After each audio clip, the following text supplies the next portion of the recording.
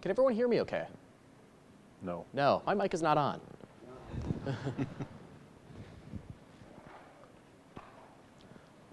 I'll wait until somebody yells that my mic is on.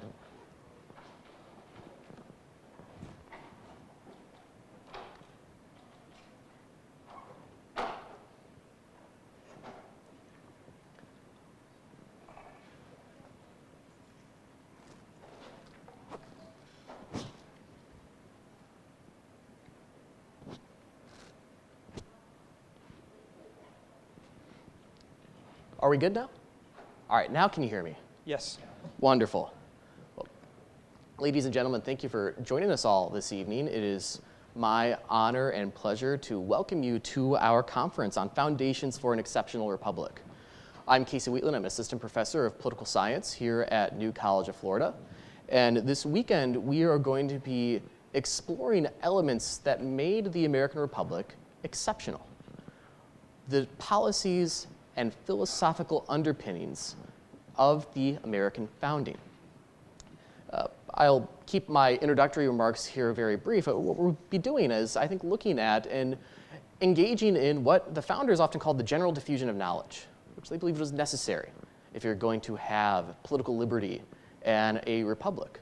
Citizens need to know things. They have to understand things so that they can be effective and good political actors.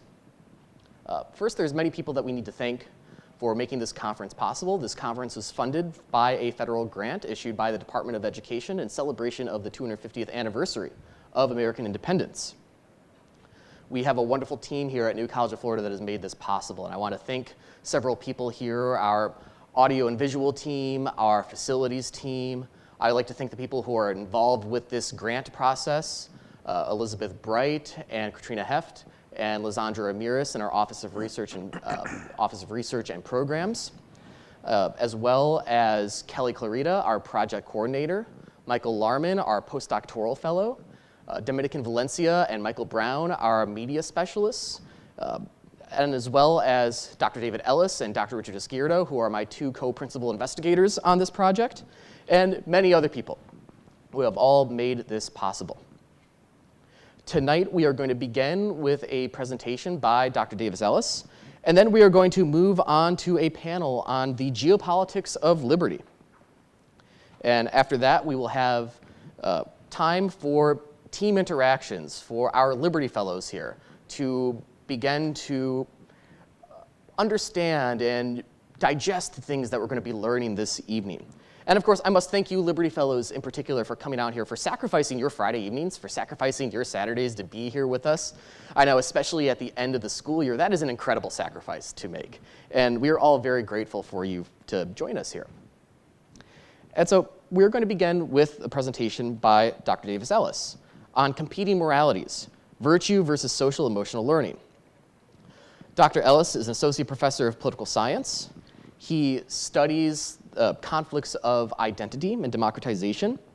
He was a resident senior fellow and professor of Joint Special Operations University in Tampa for 6 years. Before that, he held multiple roles with the Defense Intelligence Agency. Dr. Ellis earned his MA from the Elliott School of International Affairs at George Washington University and his PhD in International Relations and Comparative Politics at the University of Florida. So first, please join me in welcoming Dr. Ellis.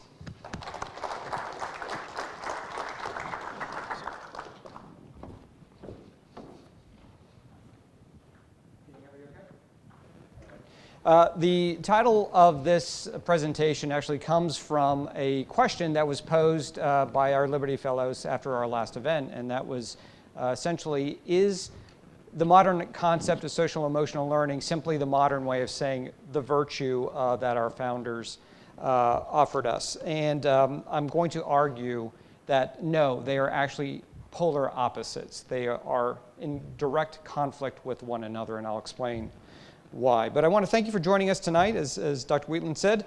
And I want to begin by anchoring my comments in George Orwell's extraordinarily prescient book, 1984. As Winston is being tortured in the Ministry of Love, he is reminded by his tormentor of the slogan of INGSOC, the English Totalitarian Socialist Party. Who controls the past controls the future. Who controls the present controls the past. The statement encompasses narratives of history, morality, political community, policy objectives, and consequently identity. My main argument tonight is that the concept of virtue that we explored in the last conference is opposed to the modern educational paradigm of social emotional learning. And indeed, SEL is an essential component in the deconstruction of the moral political foundation of the US constitutional system. To help with this difficult discussion, I have passed out to the Liberty Fellows a heuristic device called the iceberg model, and I'd ask you to refer to it at this point. Above the waterline, only the tip of the iceberg is seen. So in the model, any one incident or event or symptom could be a one-time chance-based experience. But if you see those symptoms or events repeating, they become a pattern or a trend. Patterns and trends move out of the idea of chance and imply a social regularity, social behavior that can be anticipated. And these only occur because there are underlying social structures or social systems. Now, those systems might be formal or informal. They could be have a bureaucracy, or they simply could be shared ideas, but they are there. Those shared discourses and ideals come from ultimately some kind of mental model. So the whole point of the iceberg is that we can start to relate behaviors to the underlying mental models which are mediated by social structures. What Orwell is nodding to is the fact that the continuity of culture and political systems relies entirely on the mental models shared through narratives and discourse. So let me first explain the different concepts between agents and structures, and this is critical. The founders focused on agency and the morality of individuals. Social emotional learning focuses on the morality of structures, and so that's a huge component of the difference here. So let me start with 3 quotes.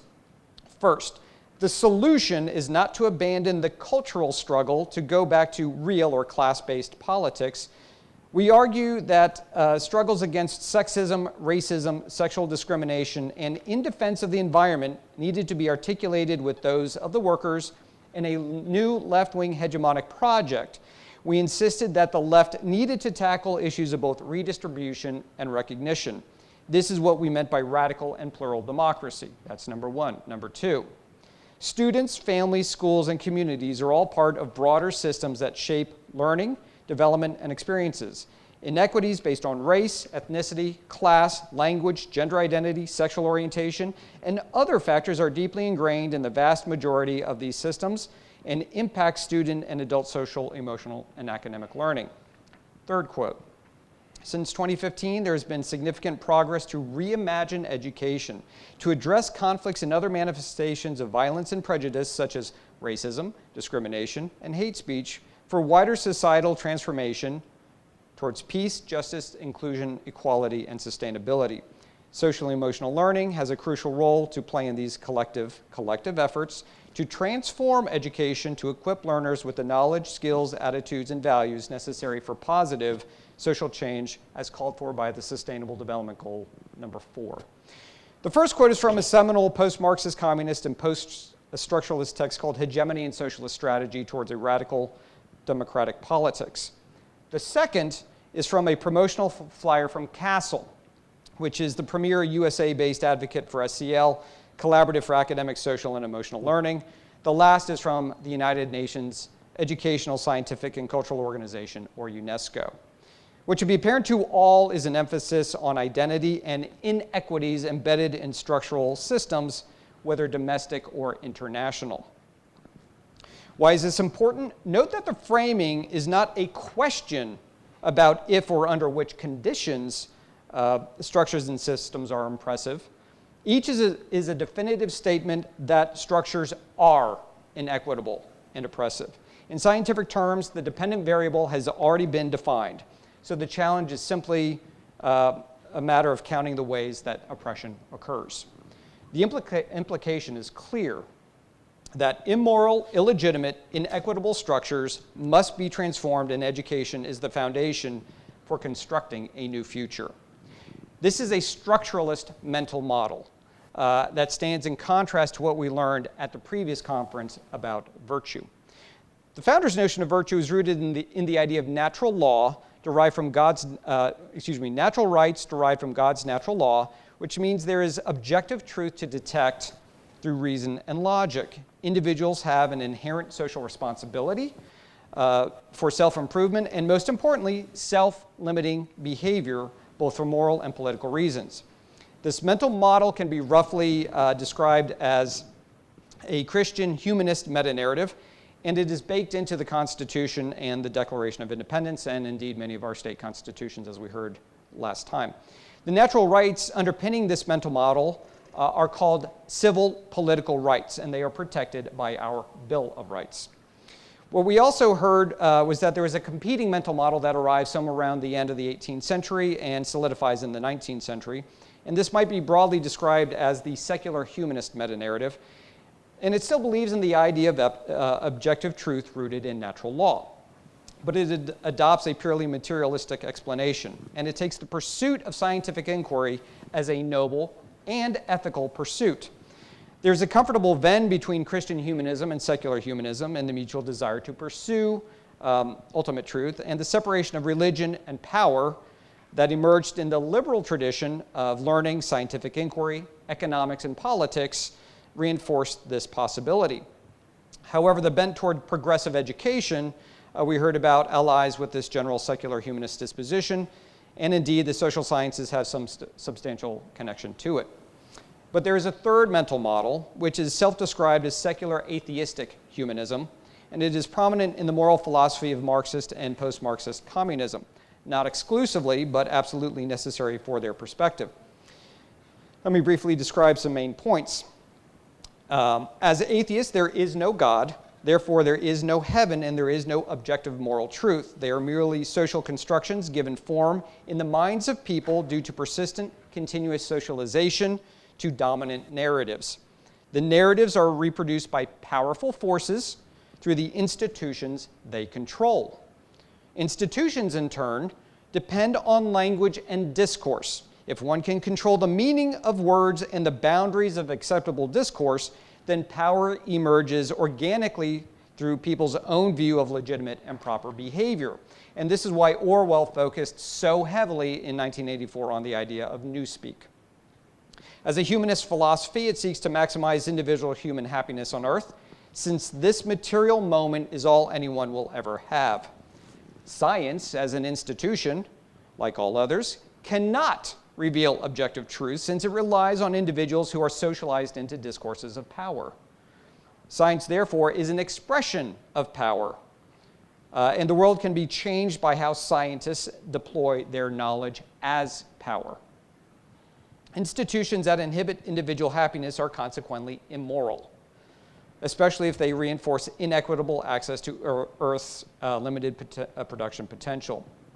One can also sense a Venn between secular humanism and secular atheistic humanism, but Christian humanism and secular atheistic humanism stand in hard contrast to each other. The main distinction is at the ends of the spectrum, whether the emphasis is placed on individuals, agents, or social systems, structures, as the source of morality. A moment ago I mentioned that civil political rights are the foundation of our declaration, our system, the American system, the Declaration and the Constitution. But there emerged a second basket of rights. These are called collective rights, also known as economic, social, cultural, and intergenerational rights. And think of intergenerational as environmental rights. This has been bound together as a human rights discourse, but that discourse superficially assumes that both baskets are possible at once, but this is not true. These two baskets of rights live in tension. One must bias towards one basket or the other. You cannot have both. To be clear, classical liberalism in the American perspective and the American political morality anchors on the individual, while socialists, communists, and fascists anchor on the collective. Now on to describing the structuralist concept of hegemony made popular by the Italian Marxist Antonio Gramsci in the late 1910s to the early 1930s. Gramsci confronted a major Marxist problem. The revolution simply of the workers was not occurring, and so he endeavored to figure out why. He concluded that the socialization of the masses by the elites through the major institutions, what he called the superstructure, fools people into thinking their oppression is natural, legitimate, and worth supporting. Gramsci concluded that the workers' revolution could not be successful without first conscientizing them, making them conscious, making them aware, one might say waking them up to their oppression. Hegemony, then, can be associated with the dominant political culture of a society, but more importantly, it reflects the unspoken, assumed, and strongly defended political morality of a society. As a result, Gramsci assessed that until morality is undermined, there cannot be a revolution. In the iceberg model, Gramsci is arguing that the superstructure cannot be replaced until the mental model of the population changes. What institutions then comprise the superstructure, according to Gramsci? 5 stand out. First is the family. It is the primary socialization. It is what it tells individuals who they are and how they relate to others. And it also tells children what is good and what is bad. Second, school, which is secondary socialization. It literally fills a student's mind with what exists in the world, how to behave in public, and more importantly, it teaches history and civics, the past and the future. The church, which establishes the framework of morality of a population and sets the conditions for self-limiting behavior.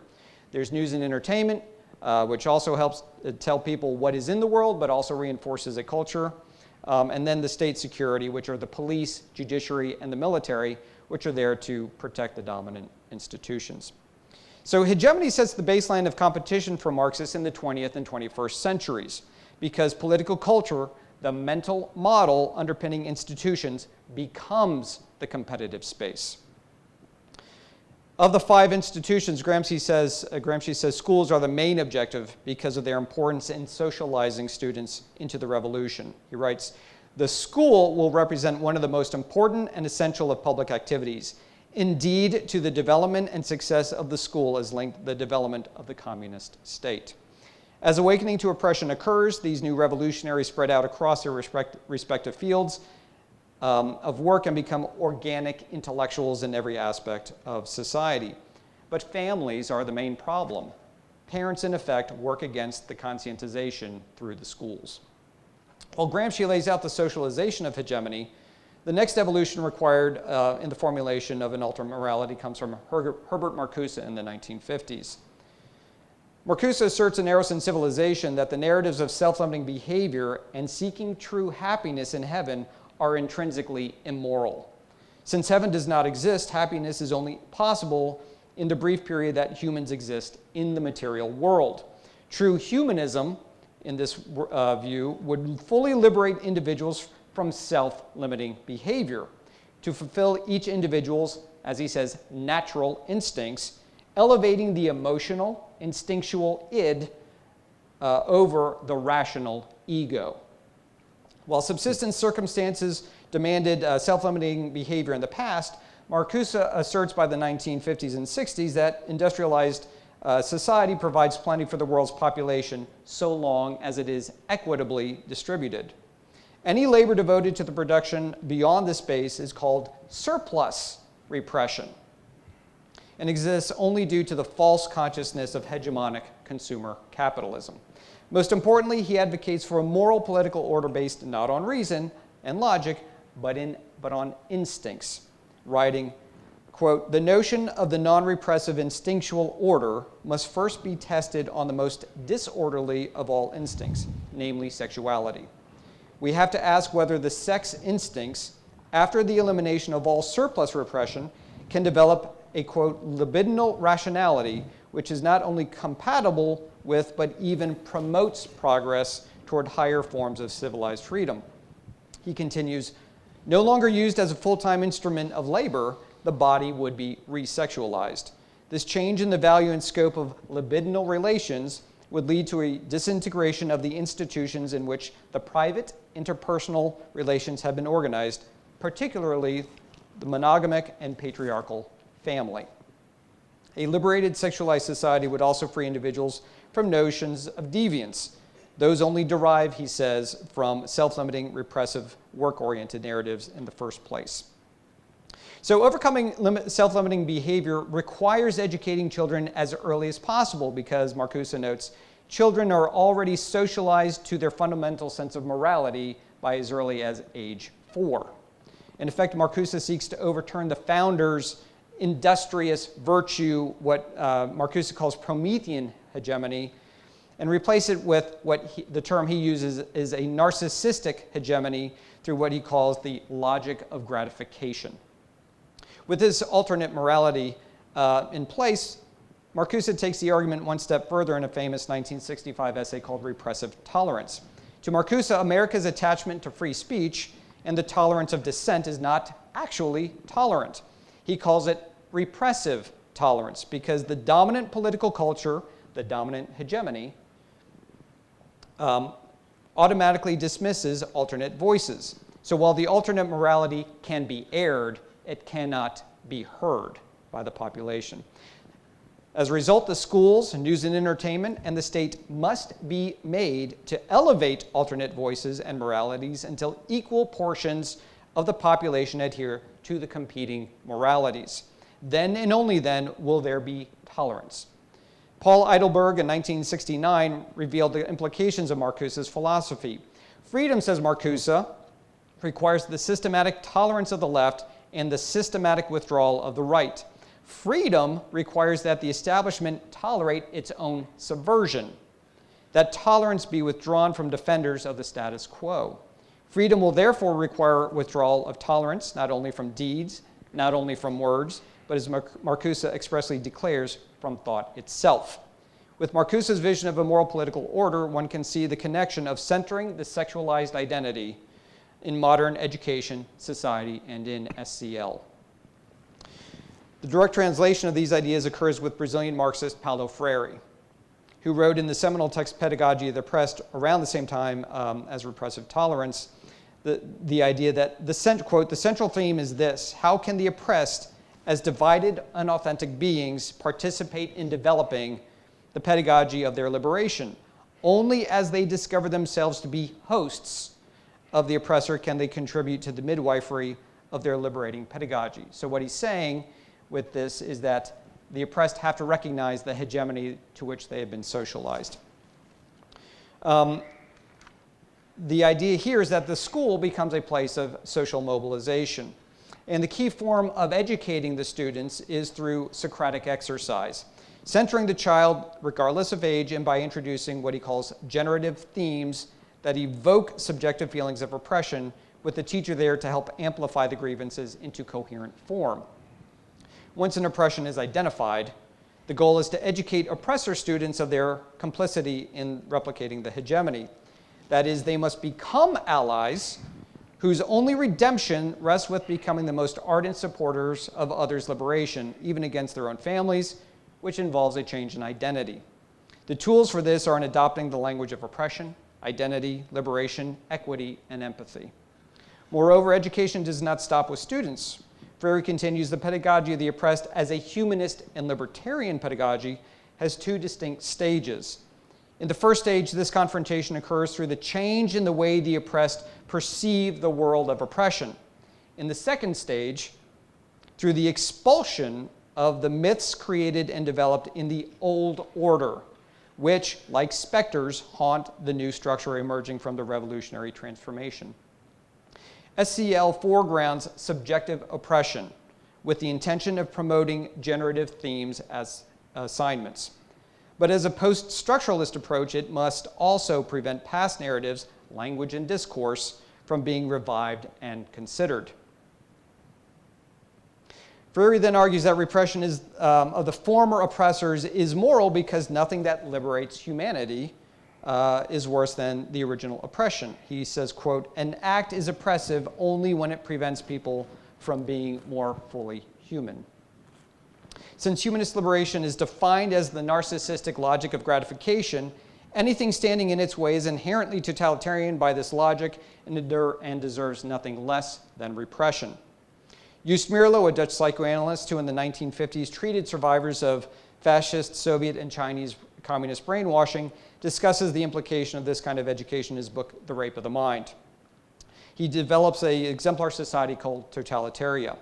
He writes, nearly all of the mature ideals of mankind are crimes in totalitaria. freedom and independence, compromise and objectivity. All of these are treasonable. In totalitarian, there is a new crime, the apostatic crime, which may be described as the obstinate refusal to admit imputed guilt. On the other hand, the hero in totalitarian is the converted sinner, the breast-beating, recanting traitor, the self-denouncing criminal, the informer, and the stool pigeon. The ordinary law-abiding citizen in totalitarian, far from being a hero, is potentially guilty of hundreds of crimes. He is a criminal if he is stubborn in defense of his own view. He is a criminal if he refuses to become confused. He is a criminal if he does not loudly and vigorously participate in all official acts. Reserve, silence, and ideological withdrawal are treasonable. The only safe path for the citizen of totalitarian lies in complete abdication of his mental integrity. So let's return for a moment to Ernesto Laclau and Chantal Mouffe, with whom we opened. Since the proletariat stopped being a viable revolutionary base, according to post-Marxist communists, the revolution had to focus on identity politics. The key is articulating individual subjective grievances, which are basically personal insecurities, and transforming them through discourse into perceived oppressions by the hegemon using Freire's and Marcuse's mechanisms.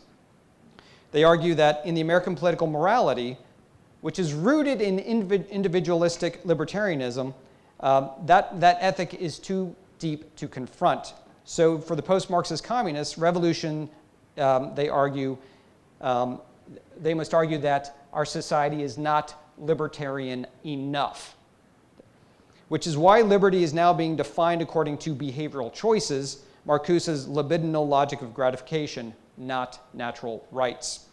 The key is to create a chain of equivalence among the various oppressed groups, which requires a hegemonic bogeyman to keep them together as a political revolutionary group. So again, let's return to Castle's explanation of social emotional learning, which it says on its websites, students, families, schools, and communities are all part of broader systems that shape learning, development, and experiences.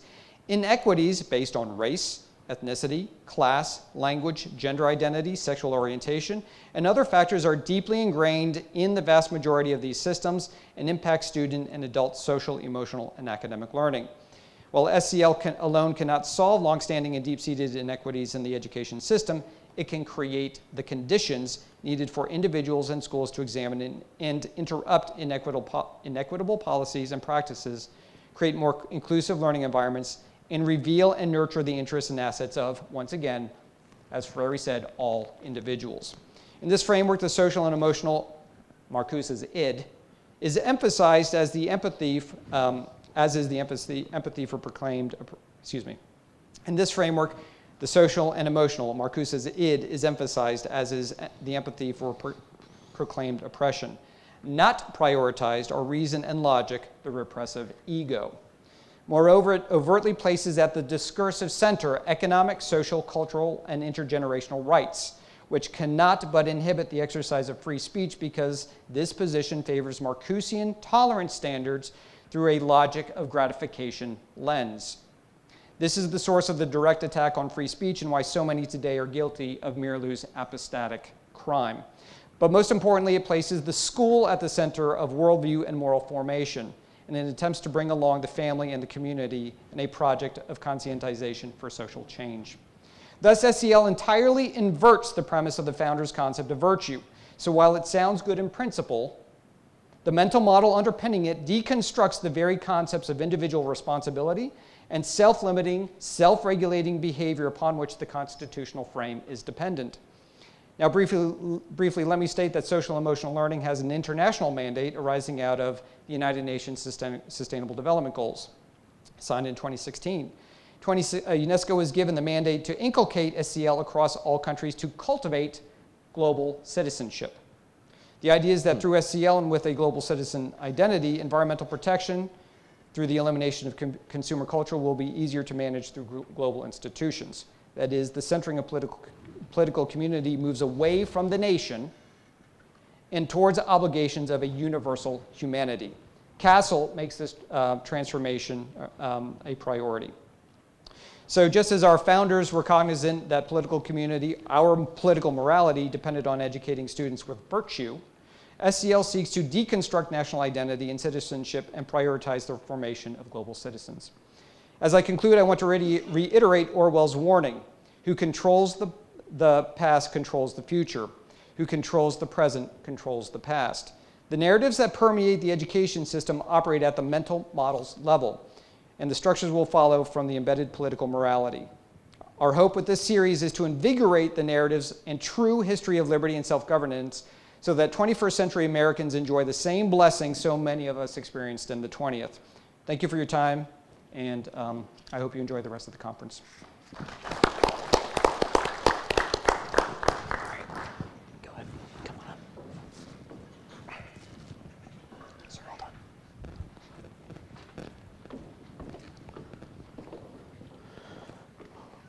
All right, we are going to move on immediately to our first panel for the weekend on the geopolitics of liberty. How did America survive in a world of empires? Our speakers this evening are Dr. Josiah Lippincott, Dr. Casey Wheatland, and Dr. Colin Brown. We're going to go in the order that is on the schedule. Dr. Lippincott is a Marine Corps veteran, Claremont Publius Fellow, commentator, and researcher. He is a newly minted PhD from Hillsdale College, where he has now successfully defended his dissertation, and his writings can be found on Substack, X, and the website American Greatness. I've already introduced myself. I'll be speaking second on the panel. And then third is Dr. Colin Brown, who is a postdoctoral research associate at the Declaration of Independence Center for the Study of American Freedom at the University of Mississippi. He received a PhD in politics from the Van Andel Graduate School of Statesmanship, where he wrote a dissertation on the pre-revolutionary era statesmanship of Benjamin Franklin. Dr. Lippincott, the floor is yours.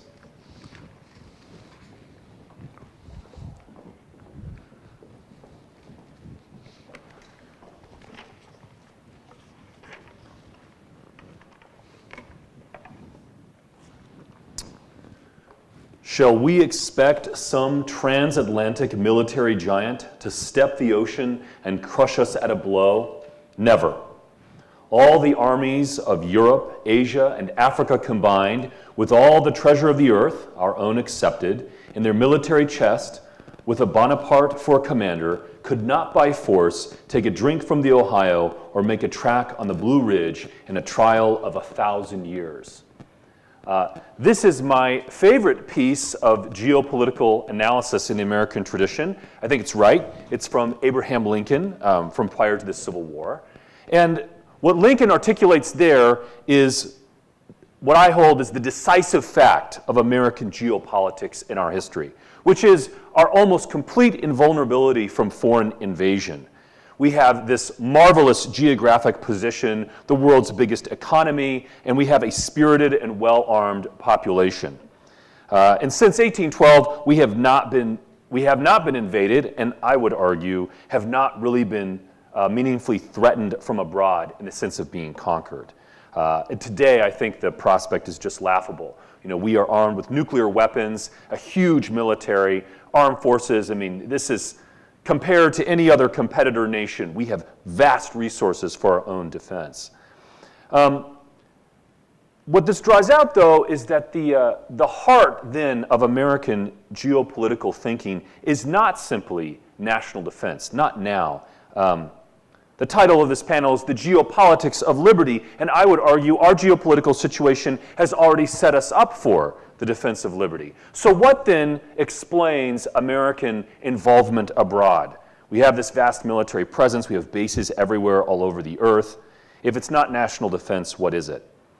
And this is the heart of what I want to argue today, that it is the view of justice that frames how we think about geopolitical reality.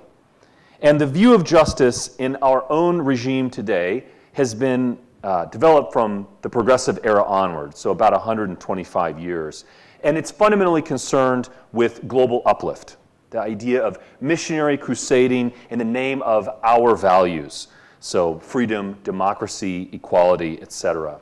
And this, and I would call it the new view of American foreign policy from the progressive era onward, was a break from the original American understanding both of justice and of geopolitics.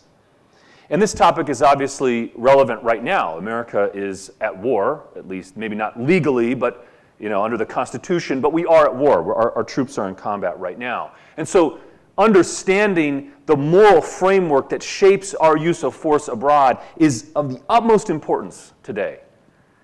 I think war and killing really focus the mind, right? It draws out political reality. You can see the law in the form of the mailed fist. Barack Obama had this quote that government is what we do together. And he's talking about, we have social welfare programs and parks and schools. And I would point to, if you really want to understand what a state is for, look at the weapon systems it deploys, look at the violence it enacts. When and why will it kill human beings? That draws out the political question, the question of justice, really, really clearly. Coercion and violence. And in the early American Republic, you can see this especially in the Declaration of Independence, which begins as a foreign policy document. It's establishing the United States as its own country. It is addressed to a candid world, right? The audience is ultimately not just the British government, but the world and the American people. And the view of justice framed within the Declaration of Independence, its framing of foreign policy, its framing of geopolitics, is one that acknowledges the nations of the earth as occupying a separate and equal station. And so the Declaration and the founders themselves, this natural rights view that Dr. Ellis was just talking about, that view had a European origins, and it had a foreign policy context, basically from the 17th century onward, from the end of the 30 Years' War. And that system, rooted in public natural law, established that the nations of the earth are not only distinct, but they're equal. And that means that they all have a unilateral right to determine their own way of life, and that means ultimately they're the judge in their own case. And so you can see the problem when you don't have a legislator for the world. So how do you mitigate disputes? Because every person, when you can judge in your own case, obviously, God is on my side. Well, no, God's on my side. Well, then you're slugging it out. And that problem of violence and how to bracket that violence was the animating principle of the world order into which the founders stepped. And so for them, the Westphalian system brackets war. It frames war, but you set up these rules. So what we know is international law doesn't have a legislator in the sense that we think of it, as a force above us. Rather, it's between these sovereigns. They establish a relationship of mutual acknowledgement of each other's sovereignty and equality. And they do that for the sake of bracketing and limiting violence. And this, in a way, humanizes war. So much of the way we think about violence and war is, you have a military, they're in uniform, they have a chain of command, they have a flag, they fight for a state, it has a treasury. When the war is over, then you have a peace treaty. This system had declarations of war. All of those are the features of that Westphalian system. And the international law that the founders had wasn't designed in the way we think of it now as kind of like humanitarian, or it's a sort of moral restraining.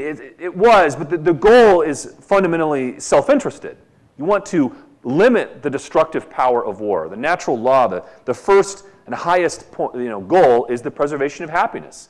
And when you have, when you're dead, you can't be happy, right? At least not in this world. And that sort of hard-headed reality is like, well, how do we limit this? And you can't have a world government. There's all these reasons why human beings didn't have a regime that they can share. And those realities are with us now. But the founder's solution, again, is sovereignty, meaning separate station and equality. And it has these limitations on war designed to serve the self-interested desire for defense. And that makes possible, then, civilization, scientific development, economic trade, by acknowledging that war is a reality and finding ways to limit its destructive effects. And so that view was dominant in the early American Republic. So when you look at George Washington's farewell address, for instance, he talks about the not enslaving ourselves to our passions and staying out of foreign countries as a matter of self-interest. And there's a lot of famous lines from the farewell address, but I'll see if I can pull up one of my favorite, which is on the value of neutrality and liberty. And so Washington says, If we remain one people under an efficient government, the period is not far off when we may defy material injury from external annoyance. When we may take such an attitude as will cause the neutrality we may at any time resolve upon to be scrupulously respected. When belligerent nations, under the impossibility of making acquisitions upon us, will not lightly hazard the giving us provocation. When we may choose peace or war as our interest, guided by justice, shall counsel. So for Washington, neutrality, independence, sovereignty, and tied to it a respect of other nations' sovereignty, is in America's interest. It makes us powerful and strong. We store up resources that we can use to defend ourselves. And it's a part of, it's within this framing of international law in which these ideas make sense. There are separate and sovereign nations. And throughout the 19th century, this was the decisive fact of the way the founders and their descendants thought about justice and therefore about geopolitics. So, my expertise or the subject I've been studying is the Pacific theater in World War II and the lead up to that conflict. Well, in the 19th century, when the United States sent Commodore Perry on the expedition to open up Japan, Perry scrupulously respected the rights of nations in the way that he addressed the Japanese. And so the complaints were about the violation of American rights. But they were insistent on not forcing the Japanese to adopt the American way of life. That wasn't the goal of that mission. And I think one of the best articulations of this thinking comes from Millard Fillmore, who is often forgotten, but he has just a great statement of this consensus view. And he says, nations, like individuals in a state of nature, are equal and independent, possessing certain rights and owing certain duties to each other, arising from their necessary and unavoidable relations, which rights and duties there is no common human authority to protect and enforce. Still, they are rights and duties binding in morals, in conscience, and in honor, although there is no tribunal to which an injured party can appeal but the disinterested judgment of mankind and ultimately the arbitrament of the sword. So that early, again, these are just examples of how the founders' thinking, captured in the Declaration of Independence, their thinking about justice, frames our foreign policy. And the break occurs in 1899 and 1900 with the Spanish-American War and the Open Door Note in China. And those events are related. So the United States, for the first time in the Spanish-American War, takes colonies.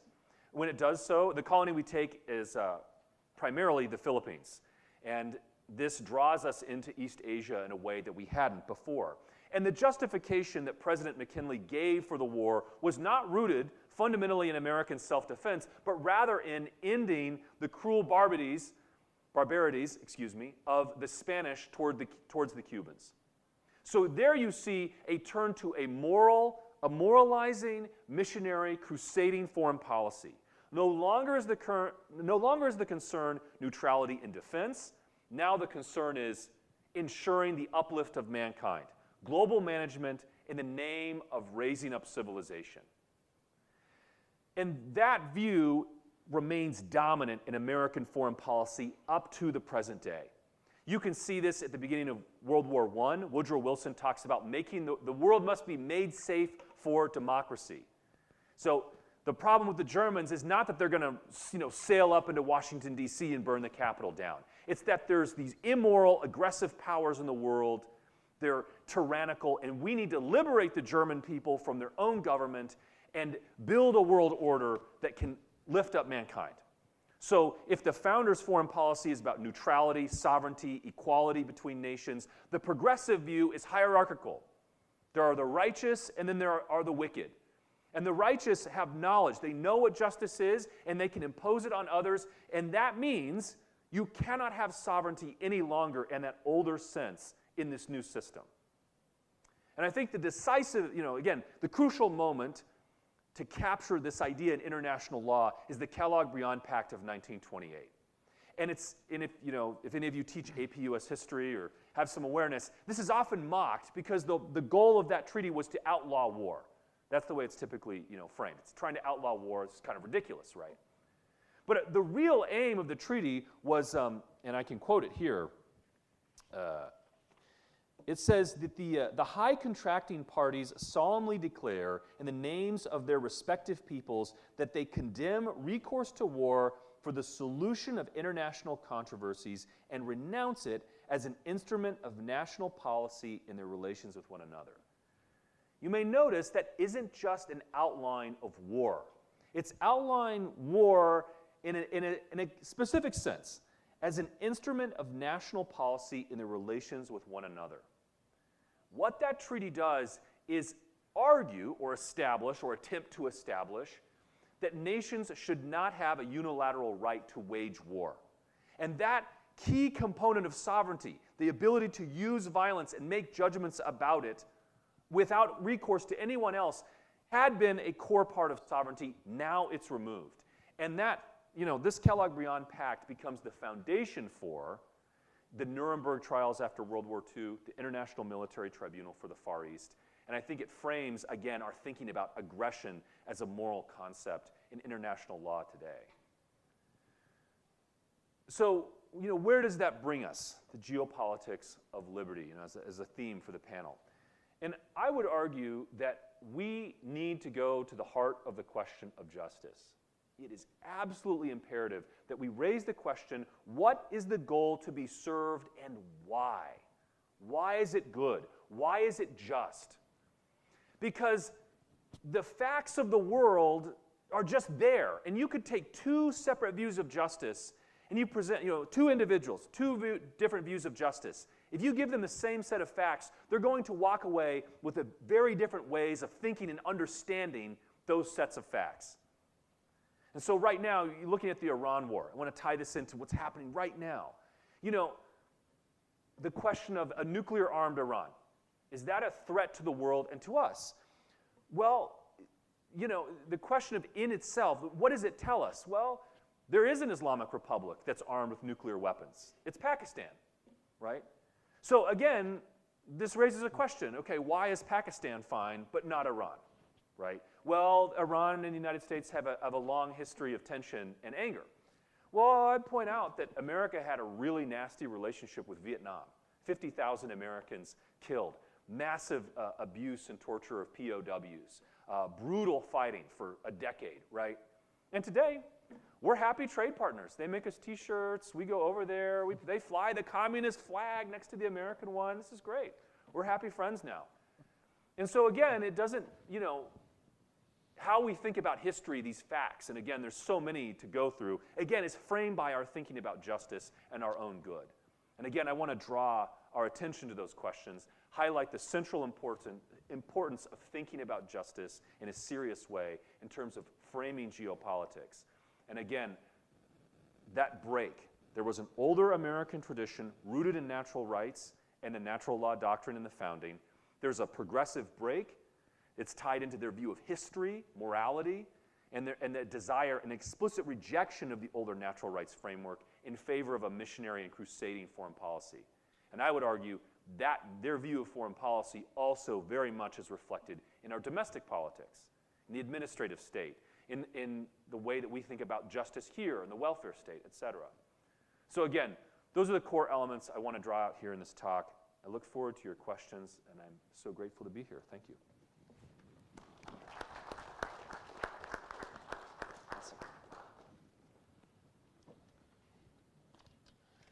I hope you're not getting sick of seeing me up here.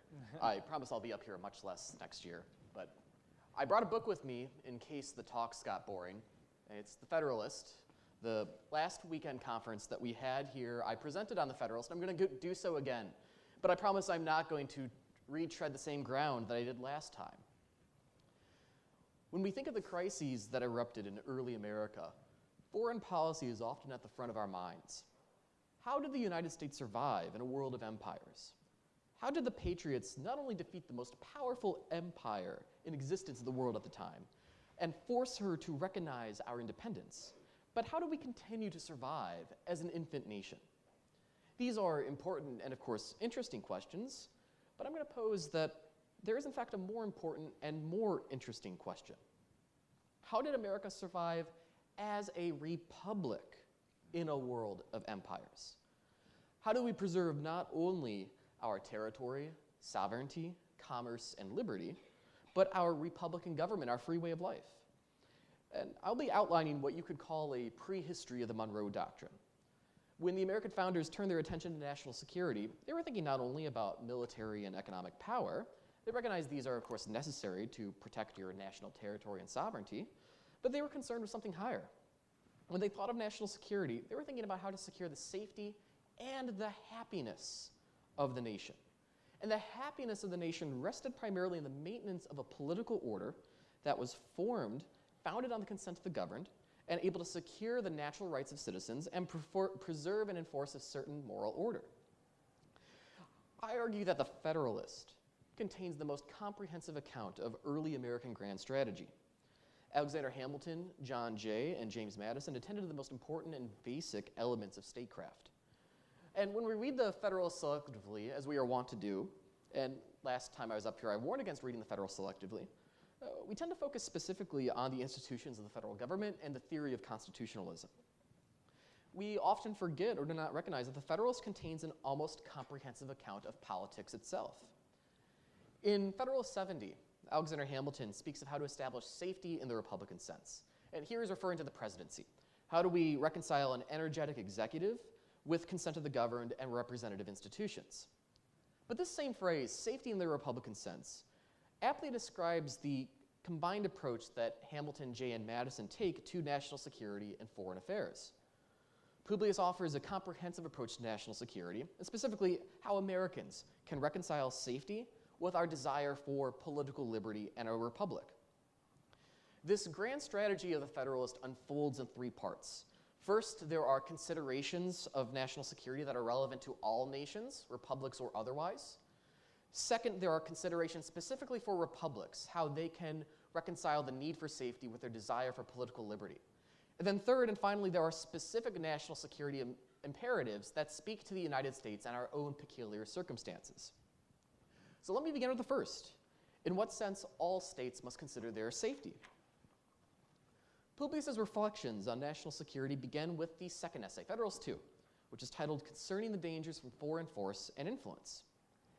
However, if you read Federalist 2, you'll notice that outside of the title, the words foreign force and influence do not appear in the essay. Federalist 2 rather treats the question of whether Americans should remain one people who find their safety and happiness in union, or if they should be divided into distinct confederacies and sovereignties. Publius argues for a firm union on two grounds. The first is that Americans have a shared national identity anchored in common political, ethnic, and cultural ties.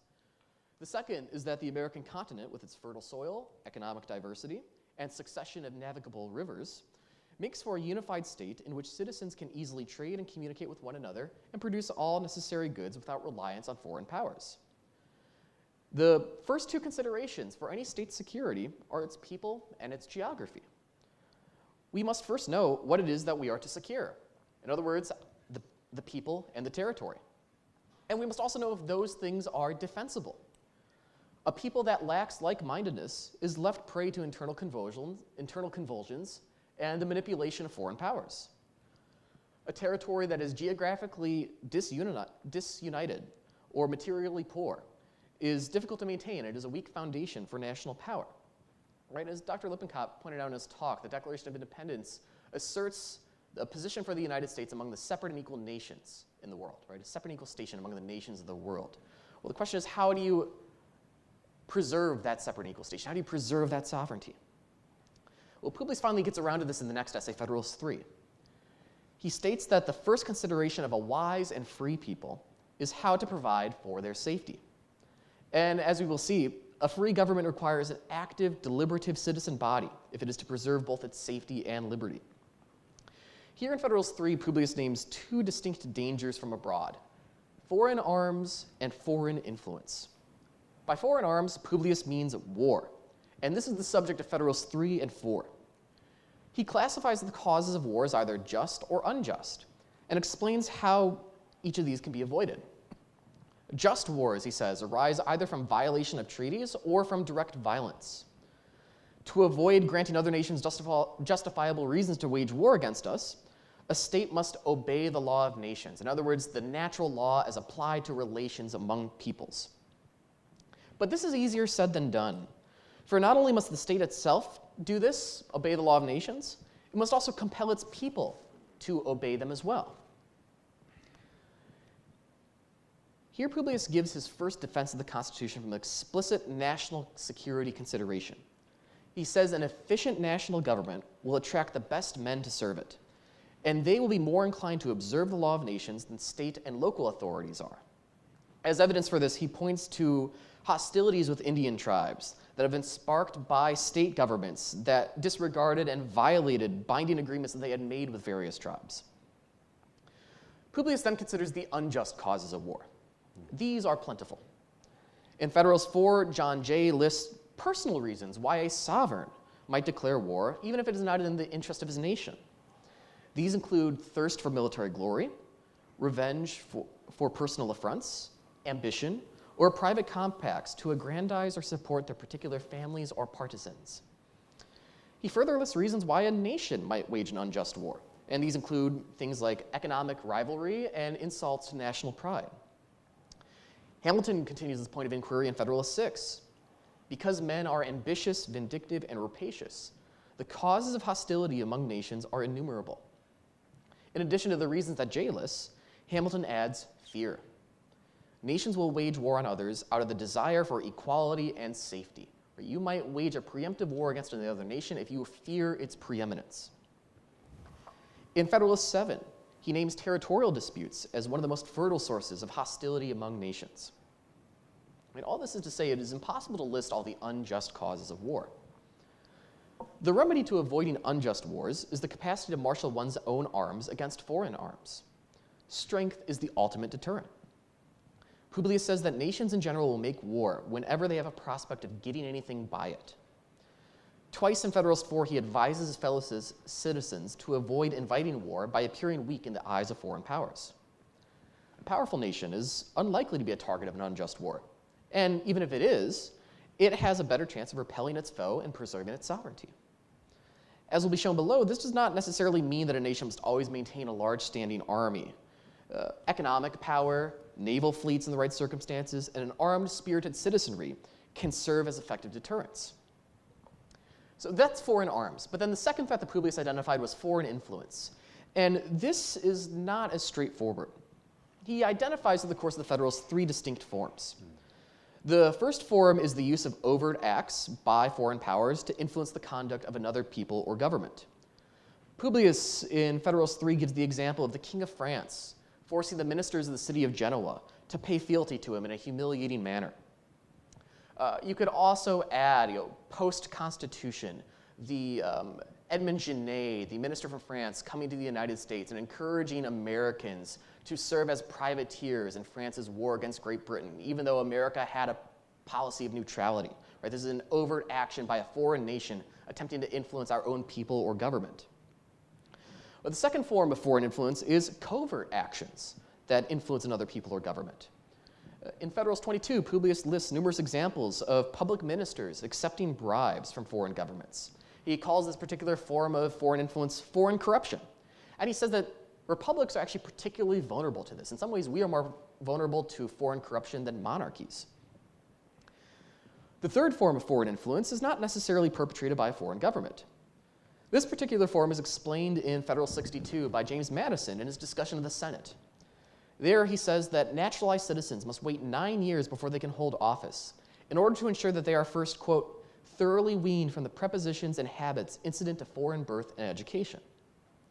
In this context, foreign influence means that one's way of life has been corrupted by foreign habits, manners, customs, education, or principles of justice.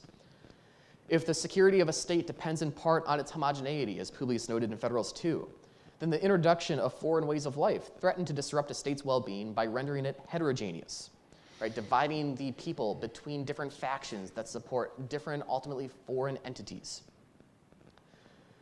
Now, the first form of foreign influence, overt actions, can be counteracted simply by maintaining a powerful nation. Publius notes that France would never have been able to humiliate Spain or England in the same way that it used these strong-arm tactics to subdue Genoa. The second and third forms of foreign influence can only be combated by a state that maintains cultural homogeneity and the rule of law. A people with a distinct national identity and who are loyal to their state will be uncorrupted by foreign bribes or foreign ways of life. On several occasions, Publius notes that those republics that have suffered from foreign corruption had weak administrations, and this encouraged individuals and even entire provinces to seek out patronage from foreign powers.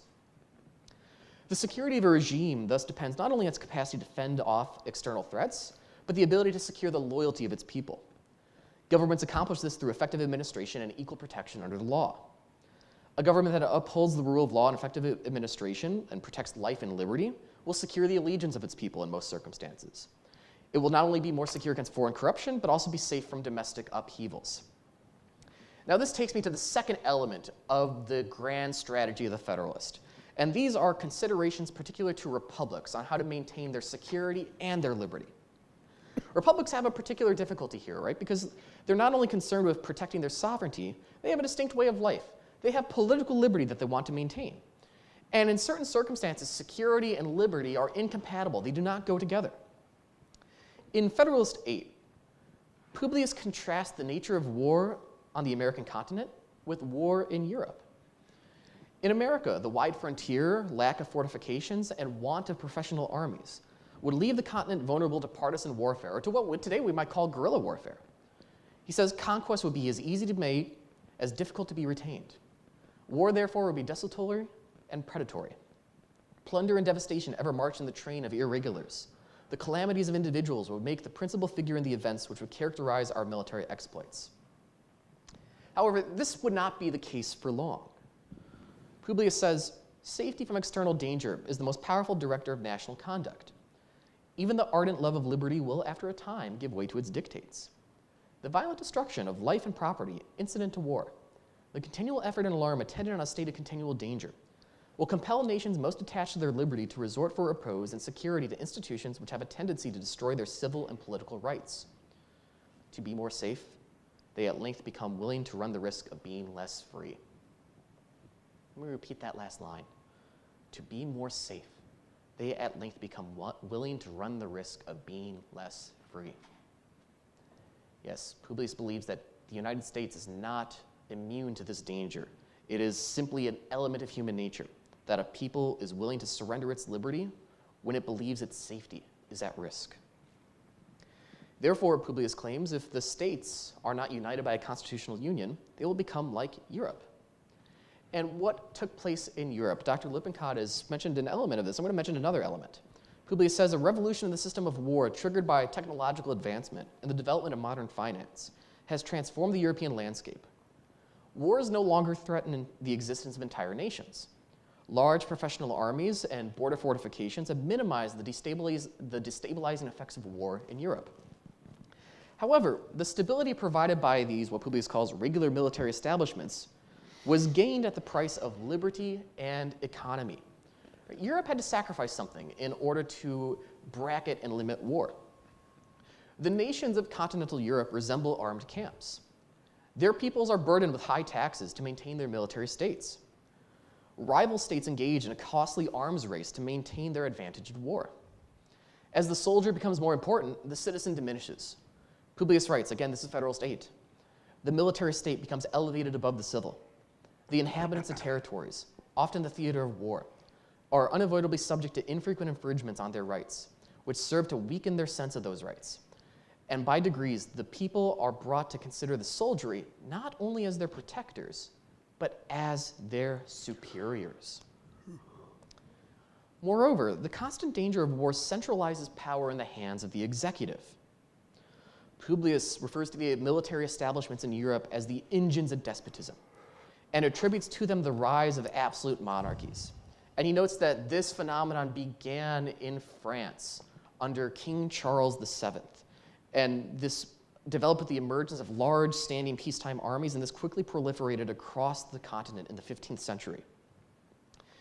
This explains the predominance of monarchies in continental Europe. In a republic, the executive is checked by a legislative branch, and the legislative branch is naturally the most powerful. However, war shifts the balance of power within a government. It favors the power of the executive, who is in charge of the armed forces and needs to act decisively against national enemies. Therefore, a republic cannot survive if it is constantly at war, or if it must field large standing armies in times of peace, that republic is naturally going to evolve into an executive-centered regime. How then can a republic avoid the necessity of military despotism? Publius notes that there is one nation in Europe that has maintained stable institutions of liberty, and that is Great Britain. What distinguishes Great Britain from the continental Europe? Well, it's the fact that Great Britain is not on the continent. The English Channel protected it from imminent invasions. And because of what Publius calls its insular situation, there was no justification to maintain large standing armies. Right? The parliament could emerge and develop and check the powers of the king. All this is to say that to secure liberty, a republic needs a geopolitical situation that protects it from imminent invasion. And as will be seen below, this is not actually simply a matter of happenstance. Right? Geography is an element to this, but human choice and human action is also an element. If standing armies are such a danger to liberty, then why did Publius defend the Constitution against the anti-federalist objection that the Constitution itself permits standing armies? Well, first, Publius argues that not all standing armies are dangerous to liberty. A small standing army cannot tyrannize over a community of manly, spirited citizens. Publius says the citizens, not habituated to look up to the military power for protection or submit to its oppressions, neither love nor fear the soldiery. They view them with a spirit of jealous acquiescence in a necessary evil, and stand ready to resist a power which they suppose might be exerted to the prejudice of their rights. Right? In other words, the civilian is not lower than the soldier. Only an army that's large enough to financially burden the citizenry and interfere in their domestic politics is actually dangerous to Republican liberty. And because the new modes of warfare cannot be effectively waged by citizen militias, a small but disciplined fighting force is needed in case of the outbreak of war. Republics, he goes on to say, also need to have a certain constitutional flexibility. They cannot impose unnecessary limitations on their own power within the Constitution, right? Constitutions, by definition, limit power, but you have to make sure those are necessary limits on power. Publius gives the example of ancient Sparta during the Peloponnesian War. Lysander, who is a great admiral, is twice during the war given the title of admiral of the allied fleets. And this violates the Spartan constitution itself. Under the Constitution of Sparta, you could only serve as admiral once. Lysander is technically the second time given the title of vice admiral, but everyone knows what's really going on. He's really the admiral in charge. And so Sparta had to violate its own constitution. And Publius says, well, this is not something uniquely Spartan. This is natural for states to do such things when their safety is at risk. Therefore, it is best to establish a constitution that takes these things into consideration so as to avoid unnecessarily suspending the Constitution and thereby weakening the rule of law. He says, and this is in Federalist 23, wise politicians will be cautious about fettering the government with restrictions that cannot be observed because they know that every breach of the fundamental laws, though dictated by necessity, impairs that sacred reverence which ought to be maintained in the breast of rulers towards the constitution of a country and forms a precedent for other breaches which, where the same plea of necessity does not exist at all, or is less urgent and palpable. So while republics ought to avoid large armies outside of existential wars, they are unwise to impose constitutional limits on raising armies. A wise and free people, to go back to that phrase from Federalist 3, a wise and free people must constantly deliberate amongst themselves about their national security needs and impose political rather than constitutional limits on the size and power of the military. Now this gets to the third and final considerations. What about America's own position? Given our peculiar circumstances, how can we maintain liberty and security? Well, Publius says in Federalist 8, we are blessed with a situation not unlike Great Britain. We can have our own insular situation if there is a constitutional union strong enough to maintain the unity of the states. So if you form a constitutional union, we will be insulated and isolated from our major rivals. And in fact, we're better off than Great Britain because we don't have a measly channel separating us. We have an entire ocean. In Federalist 14, Publius claims that the union, the constitutional union, is the only substitute for those military establishments which have subverted the liberties of the old world. Moreover, an extended republic, as Publius says in Federalist 9, combines the advantages of monarchy with the advantages of a republic. It is able, and he is following here the authority of Montesquieu, a confederate or republic is able to exert external force like a large monarchy, but also preserve internal institutions of political liberty, uncorrupted, a republic. The enlarged territory permits a larger population with more wealth and resources than a small territory. Therefore, the Confederated Republic has enough manpower and resources to wage a modern war against other nations. Right? We are not left like those petty republics of Italy, such as Genoa. We are not left to the mercy of large empires. We are able to form and forge a large nation for ourselves to protect ourselves, but also maintain republican political liberty. In the interest of time, I'm only going to briefly mention some of these other, particularly American elements of Publius's national security doctrine. In Federalists 11 through 13, he argues that the Union will further promote national security by creating the conditions for a robust economy and powerful Navy. The Navy allows us to keep potential enemies far away, which means we'll have less need for an army. Prudent political economy will encourage manufacturing and commerce, allowing us to produce all of our wants, especially war material, without relying on other nations for our most vital needs.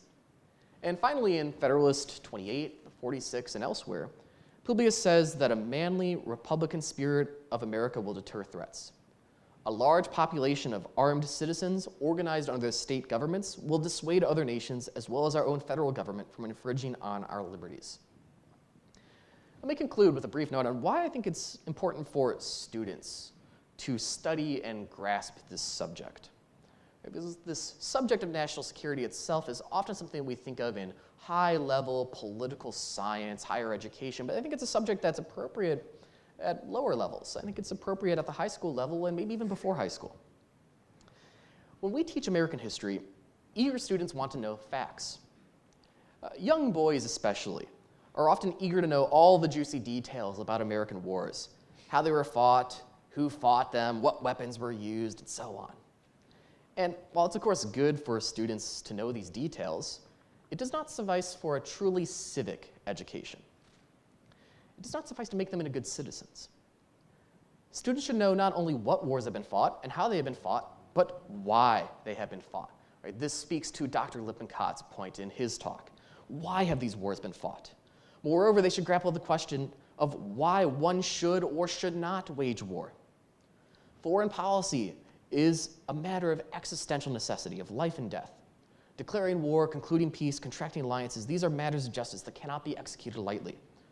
The founders thought through these matters in serious ways, and I think that we can learn from them. Thank you.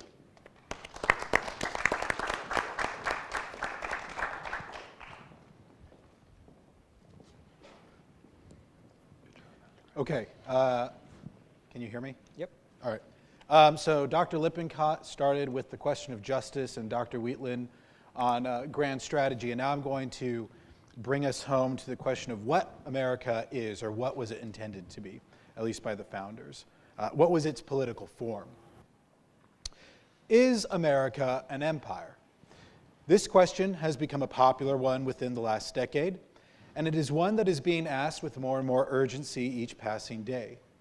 For many, the term American empire is a pejorative, signaling a departure from the traditional foreign policy of the United States.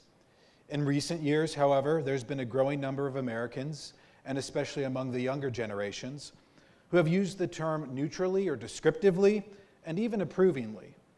America should be an empire. Moreover, some have also argued that America has always been an empire. As one political commentator put it in the aftermath of the midnight raid on Caracas, quote, "America has been an empire since the founding. America was built on conquest and asserting our place in the world. Every war we fought against a foreign power was out of what could be called an imperial impulse. Every state not part of the original 13 was created by the course of empire, whether through conquest or purchase from another imperial power. Thomas Jefferson imagined America as an empire of liberty. Manifest Destiny sought to make that dream a reality. Andrew Jackson, James K. Polk, Theodore Roosevelt, and many other great Americans were imperialists of one sort or another," end quote. Now, I don't intend to cover the whole history of American expansion and evaluate whether it should be properly conceived of as imperial or not, nor do I intend to address the question of whether America is an empire today, although my fellow panelists know pretty well that I have some thoughts on that matter. Rather, I want to focus on the claim that America has been an empire since the founding, that it was envisioned as one by Jefferson and presumably by other founders, and that by implication it was always intended to be so. Because, you see, the answer is not an immediately or simple yes or no to the question, was America always an empire or always intended to be one? For example, on July 4th, 1778, in commemoration of the second anniversary of the Declaration of Independence, David Ramsey, the author of one of the first major histories of the American Revolution, addressed a crowd of his fellow South Carolinians and said, quote, "I congratulate you on our glorious prospects. Having for 3 long years weathered the storms of adversity, we are at length arrived in the view of the calm haven of peace and security.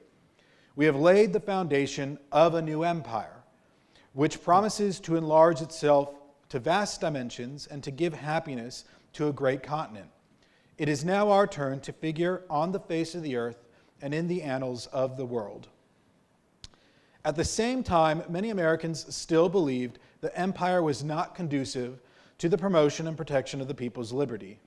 Empire, after all, was understood traditionally to be a form of dominion, of unequal rule of one person or people over the sovereignty of separate and distinct peoples or nations. Empire, to be blunt, was understood to be tyranny writ large, and those who were subject to it to be little more than slaves. Was America then intended to be an empire from the very beginning? And if so, how was it going to resolve the traditional tension between empire and liberty? In answer to these questions, I argue that the founders did not intend America to be an empire per se, if by empire we mean the dominions of ancient Rome or modern Britain. Rather, the founders hoped that America might be an alternative to traditional empires, one that could respond to the issues associated with the imperial position that they had inherited from Great Britain, but in a manner that was consistent with the principles of justice and republican government that they held dear. All right, so for the rest of my talk, I'm going to cover 2 parts, or proceed in 2 parts. First, I want to go back to a period before the Revolution, to Benjamin Franklin's vision of imperial reform that he set out in his Albany Plan of Union, and compare it to the government of enshrined in the U.S. Constitution. Following that, I plan to address Jefferson's conception of America as an empire of liberty, and argue that while Jefferson's vision did involve territorial expansion, it had more to do with the political system he hoped would flourish within the Western Hemisphere. In short, he, like Hamilton, had a prehistory to the Monroe Doctrine. All right, so Franklin and the Albany Plan. First, some context.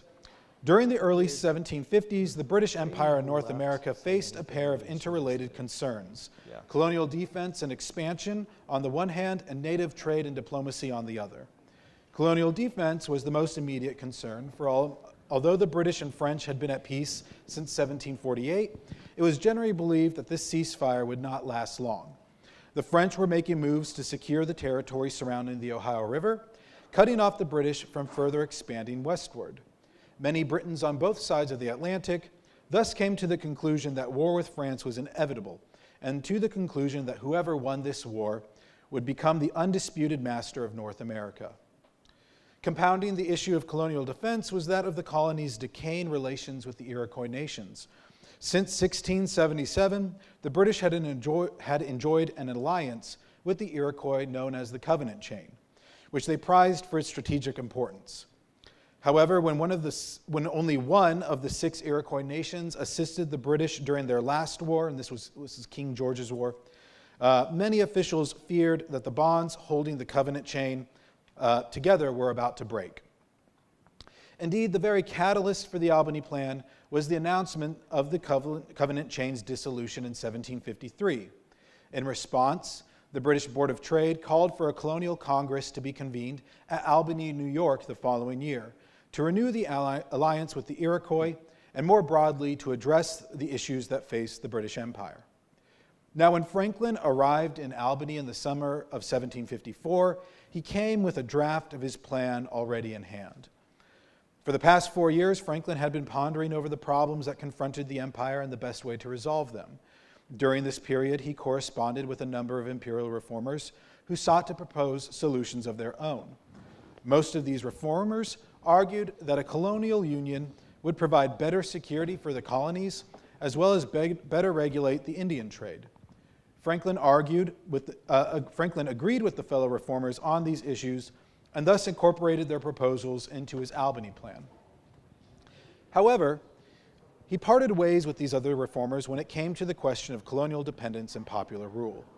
These other reformers envisioned the British Empire as a centralized dominion, wherein the colonies were essentially provinces administrated by, and therefore subordinate to, Parliament and the Crown.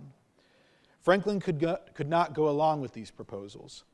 While he did believe that, quote, Britain and her colonies should be considered as one whole and not as different states with separate interests, he refused to seek such unity at the expense of his fellow American colonists' liberties. Instead, the plan Franklin proposed at Albany envisioned the colonies united together as a confederation. Each colony would retain its original constitution and would remain largely self-governing, except when it came to matters pertaining to the Indian trade, colonial defense, and territorial expansion. These matters would be placed under the purview of the Confederation's general government, which was composed of two branches, a president general appointed by the Crown and a ground council chosen by the people or by the people's representatives. The former was empowered to make treaties and direct diplomacy and conduct all military operations within North America. The latter, meanwhile, was entrusted with making any laws that might be considered necessary for the government of new colonies, for raising and paying soldiers, for regulating trade within the colonies, and for laying and collecting taxes from the colonies. Although Franklin portrayed the government of the Albany Plan as striking a balance between kingly prerogative on the one hand and popular liberty on the other, most of his contemporaries agreed, and I think this characterization is fairly accurate, that the plan was founded on Republican principles and thus was designed to shift the balance of power in favor of the people. Franklin's republicanism not only influenced his design of the Albany Plan's government, however, but also how he conceived of both native diplomacy and territorial expansion. Franklin contended that under the general government, the British Empire would expand efficiently and equitably through public fair purchases of territory from their Native American neighbors. These purchases would be treated as if they were transactions between political entities and not between individuals. Put another way, Franklin intended for these purchases to be viewed as formal treaties between sovereign nations conducted without coercion or fraud. Once the lands were purchased, the general government would direct their formation into new colonies. During their infancies, these new colonies would be under the purview of that government and receive their laws and regulations from it, until they became populous enough to be formed into complete and distinct governments of their own. At that point, the new colonies would be admitted into the Union with all the same rights and duties enjoyed by the old. Because the Albany Plan effectually shifted the balance of power in favor of the people, imperial expansion would be overseen primarily by the colonists through their elected representatives. This would have made the Grand Council the most powerful popular assembly in all of America, and perhaps in the whole British Empire as well. As the empire grew with each new colony, so too would grow the power of the Grand Council.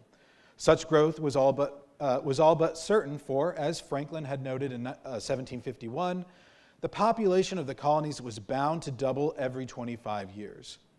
Hence, by the time that the greatest number of Englishmen came to reside in North America, the Albany Plan ensured that the Grand Council would come to equal, if not surpass, Parliament in both power and prestige, as it guided and governed one of the most populous empires in the modern world. So that's Franklin's vision of how he thought the British Empire and North America ought to be reformed. However, unfortunately, or fortunately, depending on how you want to look at it, the Albany Plan was never officially adopted, as the outbreak of war with France made its implementation impossible. Moreover, as Franklin noted over 3 decades later, although the plan was unanimously agreed to by all at the Albany Congress, the Crown disapproved of it for placing too much weight in the democratic part of the government, and every colonial assembly rejected it for allowing too much power to prerogative. And yet, although the Albany Plan was rejected, Franklin's vision for a Republican solution to the issues of empire was not. For by the time Franklin had penned his reflections in 1789, the U.S. Constitution had been officially adopted and was soon to be put into effect. So for our present purposes, we might view the Constitution as a more thoroughly Republican version of Franklin's plan. Like the Albany Plan, the Constitution established an American Union where sovereignty was divided between federal and state governments. War, diplomacy, trade, expansion were to be delegated to the federal government, while the ordinary security of the people's lives, liberties, and properties remained with the states. Like the general government of the Albany Plan, the federal government was divided into distinct branches, 3 instead of 2, but unlike the Albany Plan, the Constitution established a government which was designed to uphold popular rule throughout the entire structure.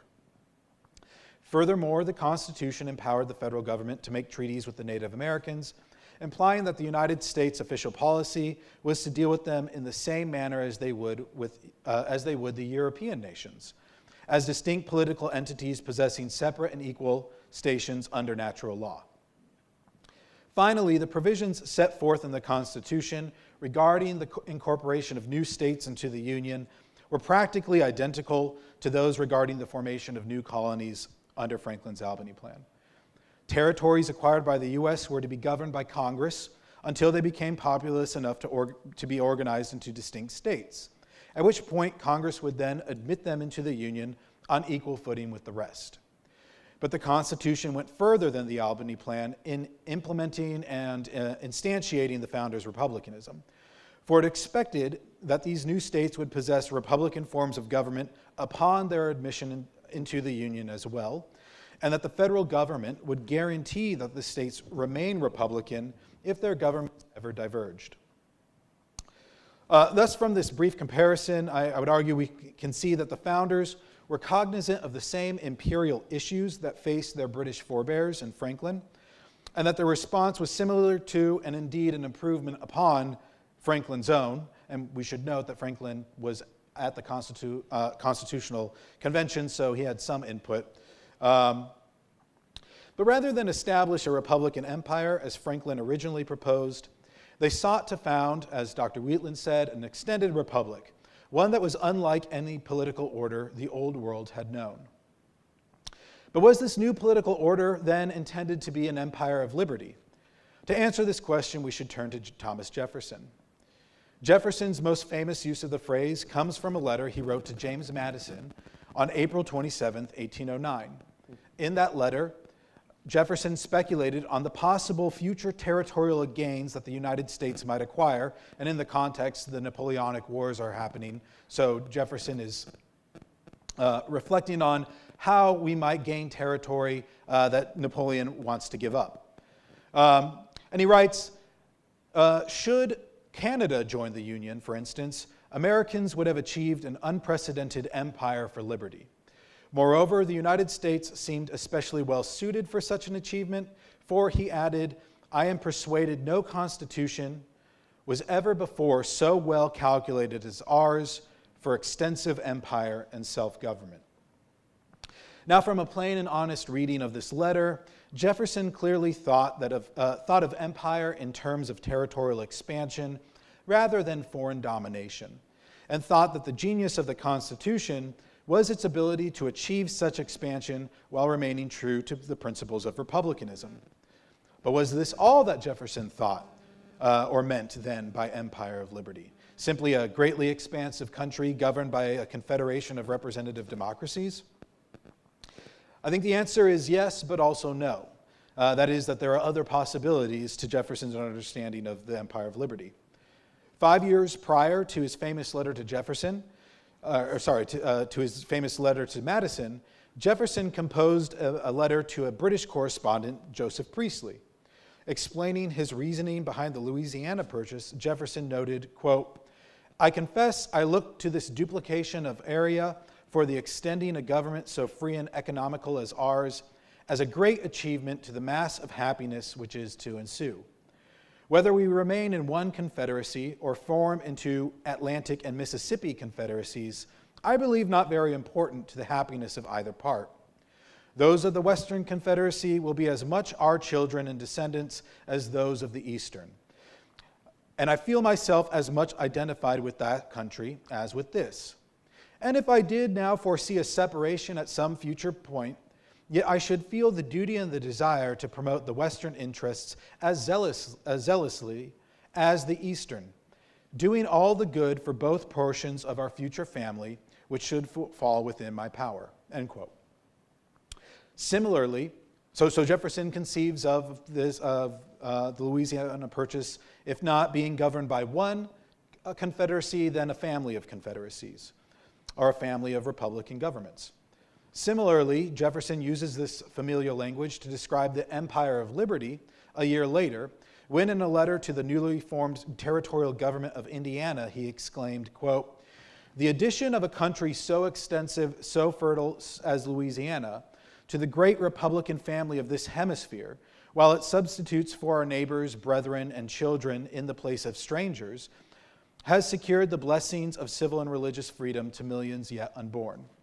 By enlarging the Empire of Liberty, we multiply its auxiliaries and provide new sources of renovation should its principles at any time degenerate in those portions of the country which gave them birth." For Jefferson, then, the Empire of Liberty need not be a single political entity exerting dominion over a large territory. Rather, it could also be a continent where liberty reigns supreme, imperium, where a family of republics might exist in mutual peace and harmony. Moreover, Jefferson's linking of the Empire of Liberty to the Western Hemisphere is also telling, for it suggests that he envisioned this empire not only as one grand republic or even a family of republics, but by extension a geopolitical order that encompassed the whole New World. As he explained in 1813, a decade before the Monroe Doctrine was proclaimed, quote, "The European nations constitute a separate division of the globe. Their localities make them part of a distinct system.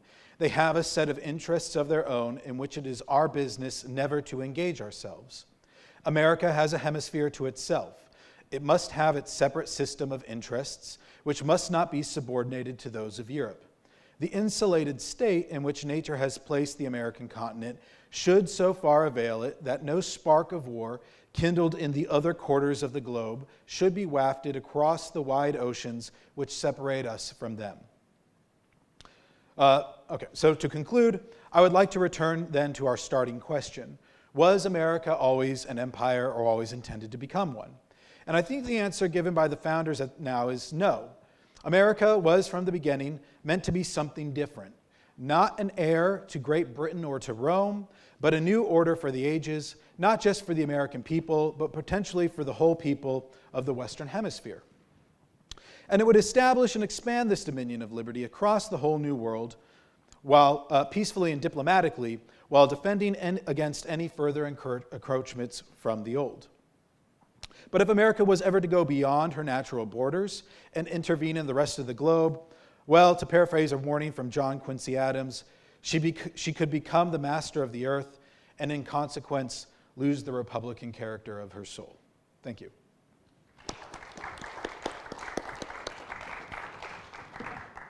All right, we now have time for Q&A.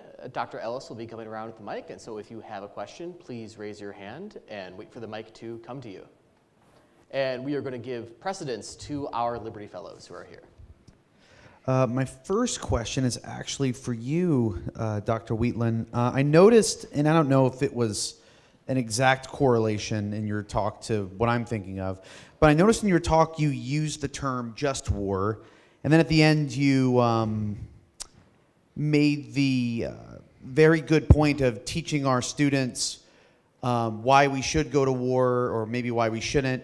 So I wanted to know what your thoughts were on Augustine's just war theory, and does that have any kind of influence on the fathers and on American founding, or would that be something kind of far off because they're more post-Enlightenment or Enlightenment thinking?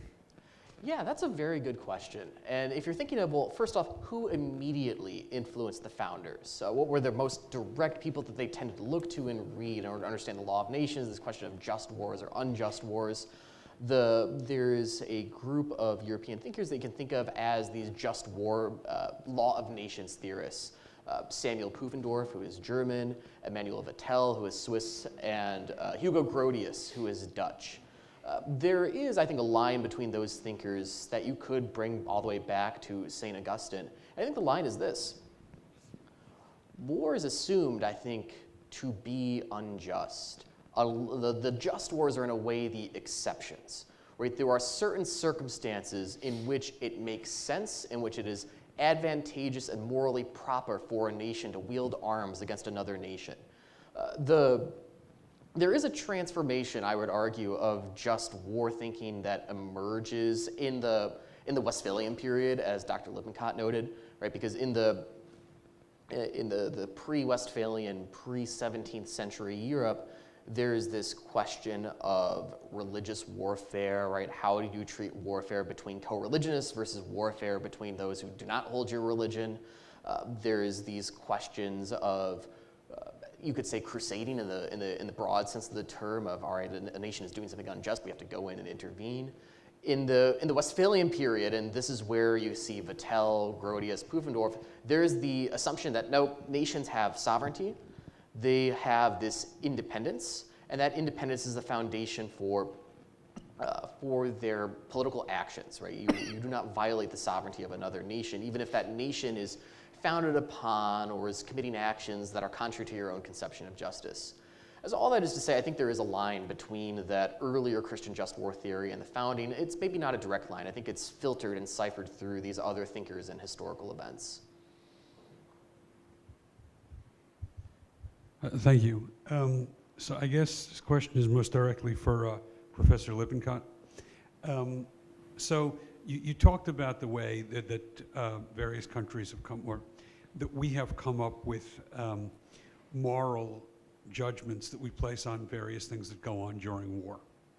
So we're in an interesting phenomenon right now. In 1648, Europe started fighting a large number of wars. After every war, two things happened. Borders were redrawn and populations were transferred. And that went on for 300 years until around 1948, when Europe decided they liked where the borders were and the populations had already been moved around the continent. And they then declared both of those practices off limits and inhumane. And as a result, we no longer resolve conflicts. We have forever wars. We trap people in multi-generational conflicts, and we set them up for genocide. Are we going to get back to a point where we actually notice that redrawing borders and moving populations, while they may be unjust in and of themselves, are frequently least bad and can be evaluated in a least bad environment as opposed to a standalone unjust environment? Yeah, it's a great question. So I will just add something to what you said there. There was a vast population transfer in the aftermath of World War II. Lvov, which is now in the Ukraine, used to have Poles, Jews, and Ukrainians. Now it's just Ukrainians, right? Like, there's a massive population transfer after the war and the redrawing of the maps. But the deeper question, I think, goes to this idea of sovereignty. And I typically, and I look at the progressive view,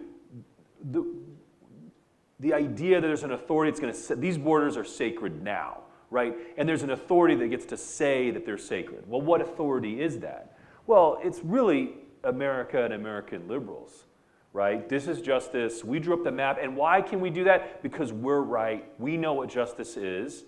We stand for freedom, democracy, and equality. So you're about to do what you're going to do what we tell you to do. And I think that view, ironically, is a very imperialistic model, and it's one that denies sovereignty. Well, there's just a question here about Augustine's just war theory, and I'm just pulling this up on my phone. One of the key aspects is legitimate authority wages war. That's the crux of the matter. What qualifies as legitimate authority? And the older system acknowledged that every authority thinks it's legitimate, right? And there's but you have to then accept there's violence and brutality that's in that system. Borders are going to change. But that's not then a cause for everyone else to go into conflict. Look at Russia and Ukraine. Okay, when the Soviet Union possessed Ukraine, and some of you are probably old enough to remember that, Americans were not like, hey, we should go start a war in Ukraine, right? Well, but now the border is sacred. Well, that's really complicated. And what do ordinary Americans have to do with whether the Donetsk and Luhansk are under this political order or another? And I can say the older view would have said, okay, that moral view of the world is detached from our own interest. It deals with the sovereignty abroad. We should not be involved there. So could we go back to that view? Very plausibly so. And I think there's a lot of reason to think that the future of warfare especially will not lend itself to intervention abroad. If I could jump in on that. Sure. In the early 1990s, when they were discussing what to do with Russia after the Soviet Union, one proposal was to actually redraw the borders of Russia, right? Divide Russia up into 3 separate republics. It wasn't seriously pursued, at least publicly not, right? I was just teaching this in a foreign policy class yesterday morning, so students asked, would this happen again, right? And if Russia loses, right, I think we could see like that as a real possibility again. But it won't be a impartial, everyone agrees that the new world order, right, or international law is going to encompass changing borders, right, and transitioning populations from one country to another. They might like transing them. But it'll just be that who's in charge of the liberal world order will get to, draw on the map what is the borders of Russia, who gets self-determination and who doesn't, right? So we could return to it, but it may not be exactly what it was in the past.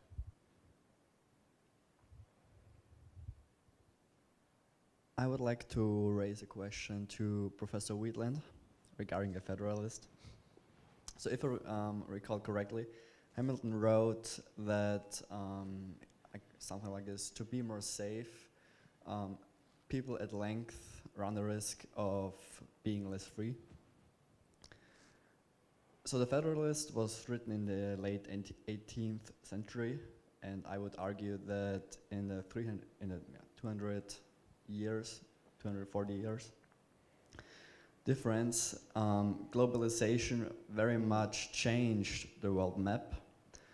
And if we now look at the Ukrainian war and Iranian war, we can now see that military strength is not the only role that now is securing a country, but rather also economic independency, which is the reason why Iran and Ukraine are still standing. So my question would be to you, and also what you think Mr. Hamilton would argue, how economic interdependency, what role it plays in securing liberty. Yeah, that's a very good question. Paul's one of my students, and he always asks me these million-dollar questions, so I'm getting used to fielding them. And let me just start. This is something that I did not explicitly state in the talk, but how do republics secure themselves as opposed to empires? Right, if you're thinking about this from the lens of the founders or of Montesquieu, who I think says this more explicitly, well, empires protect themselves by having frontiers. Right? They expand, they might have border states that serve as vassals and are perhaps buffers against other rivals. And so empires do not maintain or tend to maintain static borders as the sort of center of their security strategy. Whereas republics, I would argue, the security of a republic depends primarily on the border. It depends primarily on, are you able to keep potential enemies on the other side of the border? And you have to do this in order to be able to distinguish between who should be a citizen and who should not be a citizen. Right? Who should be in this country, who should not be in this country, who should be in this republic specifically. Right? Republics tend to, I think, have this border-centric approach to security. And the reason that you would have a border-centric approach is because this is the best way to preserve civil and political liberty. Right? If you do not have a border-centric approach, that might mean that you need to have more internal surveillance, more of an internal security apparatus. And to your point about globalization, I would argue that's largely what you have today. And this is something I always like to bring up when I'm teaching Federalist 8 to my students. And I always teach Federalist 8 before I get to 9 and 10. A lot of people like to skip to 9 and 10. I think you have to read 8 in order to really understand what's going on in those ones. is I say, well, this Hamilton line, right? People are willing to give up liberty in order to better have their safety. Well, have there been any examples of that in contemporary American life? I'm old enough to remember pre-9/11 America. There's a different atmosphere, right? That September 12, 2001, there is a state of abject fear in the country. It is pervasive. And that led to particular decisions about internal surveillance and new security apparatuses that primarily meant treating Americans themselves as potential enemies, as opposed to distinguishing between citizen and non-citizen, between borders and non-borders. As we get to the question about economic interdependence, Hamilton is pro-trade. Right? He thinks that America, as it is emerging, needs to develop manufacturing, and that means that it is going to have commerce with other nations. There needs to be exchange of material in order to benefit both nations. Right? Trade has self-interest on both sides. But Hamilton believed that in order for this to be accomplished in a way that preserves American sovereignty, which means ultimately preserving American liberty, you have to have a proper manufacturing apparatus at home.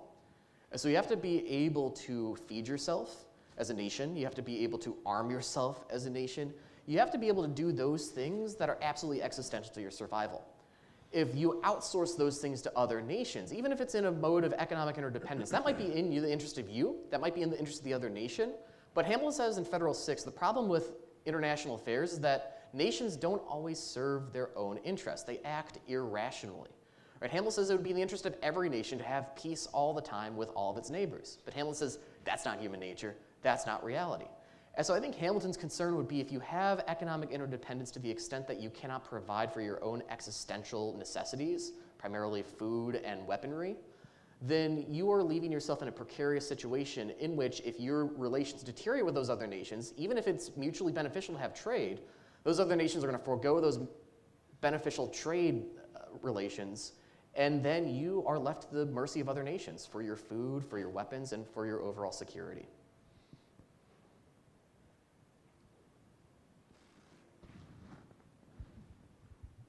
All right, this question is for Dr. Wheatland.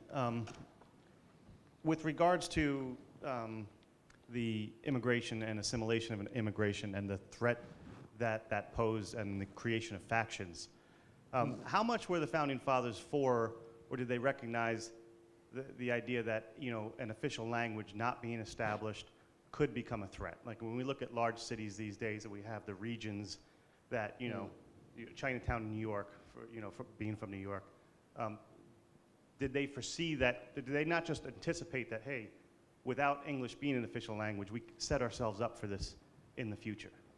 That might be a question for Dr. Brown, because wasn't Franklin concerned that you had all the German speakers in Pennsylvania? To speak to the founders' concern about immigration, I think it was thought of as part broadly of foreign policy and national security, right? The founders believe, well, there's times in which immigration is beneficial to you, right? And the founders especially thought as the Republic is being formed, you have this vast continent, you have all this land, there you need farming, you need more population in order to survive in this world of empires. And so they said, yes, all right, immigration, but it needs to be done in a way that allows for assimilation to ensure that you do not end up having what are essentially ethnic enclaves within your political community, right? And what I mean by ethnic enclaves is that you end up having a sort of these ethnic ties that are stronger than your broader ties of national identity and lead to a kind of spoil system within your politics. Thomas Jefferson, in I think it was Query 8 of the Notes on the State of Virginia, said that what's distinct about the American regime is that it takes these elements of England, of English common law and English politics, and combines them with this more fuller understanding of natural rights. And Jefferson warned that, well, if you have mass immigration from nations that don't have that same foundation, and Jefferson thought this was a unique foundation, you could end up having this ethnic spoil system that emerges, right? Your politics becomes this essentially competition between different groups that might not even speak the same language. And Hamilton actually repeats this and throws this back in Jefferson's face when Jefferson is president. And there's this haggling over what naturalization law should look like in the United States. How long should immigrants have to remain in the United States before they can become citizens? And Hamilton expands on this principle. And so they all, I think, recognized or thought that it was necessary that, of course, you're going to have the same language. right? As Jerry said in Federalist 3, right, you have a free and wise people. They have to deliberate amongst themselves. Right? If you don't have the same language, then you don't have the foundation for politics. You don't have the foundation, at least for free politics, because you can't deliberate with your fellow citizens. And in Federalist 2, Jay says this is one of the reasons why America can be a nation, is the simple fact that there's a common language. Right? There's cultural ties, religious ties, things like that. But the first thing is there's a common language. You can actually talk to each other. Right? So I think they took it for granted that you would have that. Very good question. If I could add just on the Franklin part, Franklin did try to force down or force the German immigrants to speak English. He wanted to not ban German schools, but certainly make learning English part of their education. And eventually he gave up on that, partly for political reasons because it wasn't very popular, but also because he realized it's just natural for man to want to speak the language that is his own. And so I think it would be considered consistent with liberty to allow them to speak their language, but Franklin would never say, like, speak German to the Germans. He would just be speak English to them, and they have to learn how to speak English if they want to live amongst us. My own ancestors were among those Germans that caused Franklin headache. And I noticed when I was looking into the family tree that we were originally bronze when we came over here, and then after 1776, we were now browns. So there was, I think the idea of being part of this American identity led a lot of these non-Anglo immigrant communities to immediately, not immediately anglicize, but they certainly had incentives to do, because now they weren't just German, right, or English, right, they were American, and Americans speak English, but then they might speak English a little funnier than others. Yeah, I don't know if the Texans speak English, but point taken. I lived in Texas, I can make that joke. One common denominator that was brought up was, the whole issue of borders.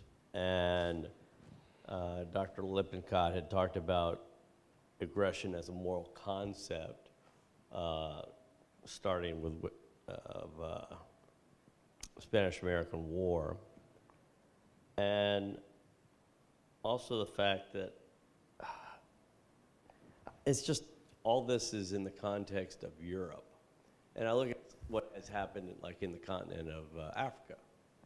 And there's an incredible injustice, and we can see the results of, those borders really don't mean anything. You've got, this tribe here, but it's also, when the Europeans drew these lines, it had no concept of a homogeneous unit, that this tribe actually spans, quite a different geography.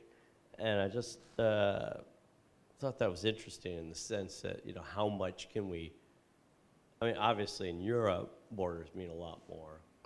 But in the case of a place like Africa, the borders kind of maybe are irrelevant.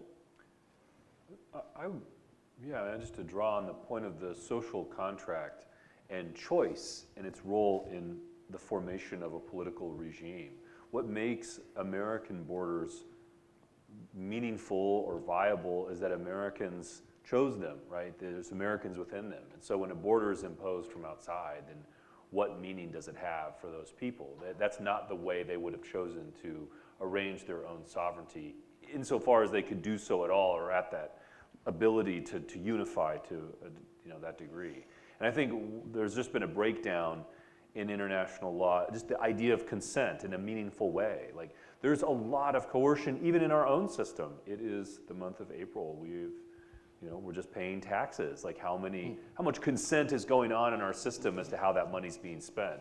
It's tens. It's something like $10 trillion plus that's gained every year. So and that's just here. So there's really, I think, been a breaking of consent and borders and a sense of what a people is, and that's certainly an issue that we'll confront going forward, not just in America, but around the world. We found the sovereignty of Ukraine to be so offensive, and yet we agreed to the split of northern Chad and southern Chad because they're so, such varied It's just, yeah, it is. One of the things is you have this moralizing view, but it's often inconsistently applied. For instance, think about World War II, right? You know, Hitler is the worst person ever because he invades Poland in September of 1939. You know who else invaded Poland in September of 1939? Joseph Stalin, our ally. We gave that guy the equivalent of like $300 billion in today's money. It's like, well, how does that go together with commitment to freedom and democracy? Well, it turns out there's a bunch of communists and leftists in liberal circles, and it was just a different view, and there's a way you can write a 10,000-word essay about how that can all go together. But I think it points to the problem with a lot of these interventions is you start to realize how much you don't know. And one of the shocking features of like American geopolitics is how little our policymakers know about the world around us. I'm reading Michael Axworthy's book on the history of the Islamic Revolution in Iran. And he points out that in 1979, none of the CIA officers in the embassy in Tehran knew Farsi. They did not speak the local language. They did not know. They didn't interact with Iranians on a day-to-day basis. So on the one hand, you have all this moral view about spreading democracy, equality, freedom, managing the world in the name of uplift. On the other hand, like a shocking ignorance of things like basic history and like, I mean, amazingly, the American embassy staff did not know the history of America in Iran. So you have Iranians who are holding them hostage, these Iranian students, you know, yelling about 1953 and the CIA overthrowing the government, and the Americans are like, no idea that that happened, right? And they just didn't, there's a real problem here. You know, there's a need for humility, I think. And to that point about knowledge, one of the first major imperatives that the government had, the American nation had once the government is formed and we secured independence from Great Britain, is to establish diplomatic ties with other nations. That requires sending ministers abroad and being able to then communicate with those other nations. And if you look at early American policy, there's not many what Jefferson called entangling alliances, right? We're not having too many military treaties to the extent that they are. They're very temporary. Yet there was expansive knowledge of the situation of these foreign nations. You take John Quincy Adams, for example. John Quincy Adams, as a boy, travels with his father, John Adams, to Europe to serve as his secretary as he's negotiating with France. John Quincy Adams ends up having this illustrious diplomatic career in which he goes to Netherlands, to Russia, to Prussia. During the course of his career, John Quincy Adams learns Italian, Dutch, Russian, German, I think Latin, Greek, I think one other language too. English. Oh yeah, well, he knew English, yeah. You know, he's not a Texan, he didn't say y'all. He spoke Queen's English, but that's an incredible array of knowledge, but it was expected that you would have a diplomatic corps that would know the languages and know the local circumstances, not so that we could get involved necessarily in their situations, but so that we could reach some sort of mutual understanding of those other nations in order to preserve a peace that was in mutual interest between our nation and their nations. I'd like to ask one question, if I might, of the panel. The idea of empire is specifically of fuzzy borders, right? And so they are malleable as the power allows. So as we are a growing country, we are confronting, emerging out of the moment of independence, we are confronting a continent that still has French and Spanish influence, in addition to indigenous Indian populations. So how did the ontology of empire, or the idea of fuzzy boundaries, how did that influence the way our founders thought about the opportunity for expanding territory, and especially with the prior strength of the European empires that claimed the land? Well, I think whenever the founders or early American Republican era presidents justified territorial expansion, the first argument they always made was it's necessary for our defense. So we can't have Great Britain on our borders. Jefferson, when he finds out that the Louisiana territory might become possible, he writes, whoever has control, if Napoleon takes the Louisiana territory back from the Spanish, right, because it was at the time the French had given it to the Spanish, if he has control of New Orleans, of the Mississippi, then that's a foreign power who has effective control over our sovereignty, who has control over our economic opportunities, right, our ability to trade. We no longer have access to the Gulf of Mexico. We are substantially limited in our access to the Atlantic, or at least the southern Atlantic. We no longer can navigate from the southern parts of our union towards the northern parts. So territorial expansion was, the primary justification was security, right? We need to be able to secure ourselves, and therefore will expand to that point that is necessary for defense. Jefferson also says, and this is in the same letter I quoted when he's writing to James Madison, when he talks about the Empire of Liberty. He talks about Cuba, and he says, I would be fine with taking Cuba. You know, he envisions the deal being Napoleon is concerned about the United States siding with the Mexicans as they're revolting against the Spanish and Napoleonic Empire. And he says, you know, we will not get involved, but we will take Cuba. And he makes the argument, and if we take Cuba, I will plant a massive signpost right there that says ne plus ultra, right? This is the furthest extent we will go south. And his argument is we can defend Cuba without needing a navy, right? We can easily get troops to Cuba and back within a day or two. But if you need a navy, if you need a prolonged naval campaign to defend your territory, then you should not own that territory, right? So the Philippines certainly would be out of the question. Probably Hawaii as well. Basically, it has to be contiguous in some sense to the actual American territory. Going further, when Manifest Destiny is underway, during the Lincoln-Douglas debate, Stephen Douglas makes the argument, if Americans need the space, then America should procure that space, right? It doesn't matter if it's to the north or to the south or it's the Caribbean islands. If we need the space in order for Americans to thrive and flourish, then Americans should acquire it. Lincoln, in response to that, says, okay, but what are you going to do about the Mexicans then, right? Because Douglas is not a fan of the Mexicans. So are you going to allow them to become American citizens? You don't want that. Are you going to allow them, are we going to subjugate them, right, and rule over them? Well, that's not consistent with your own ideals of popular sovereignty, Stephen Douglas. So it's, I would say, national security or territorial defense, right, is the first limit. And then it's going to be, does expansion require us to fundamentally change the character of our government? If we're going to rule over other peoples without their consent, and we have no intention of ever allowing them to enter into our republic, then we should not do that. One note I'll make briefly on fuzzy borders is this was a real serious concrete problem. How did America acquire Florida? The place where we are right now, how did this transform from a Spanish colony to American territory? Well, the answer to that is the 1819 Adams-Lene's Treaty signed under President James Monroe. Right? John Quincy Adams, illustrious diplomat, is serving as Secretary of State at the time. Florida is a real national security problem as a Spanish colony, not so much because Spain was projecting power from there. Right? There's this thing with these empires where on the one hand they have the potential to be very strong, but they can also be very weak and difficult to police their own borders and their own territories. Florida was at this time what today we might call a failed state.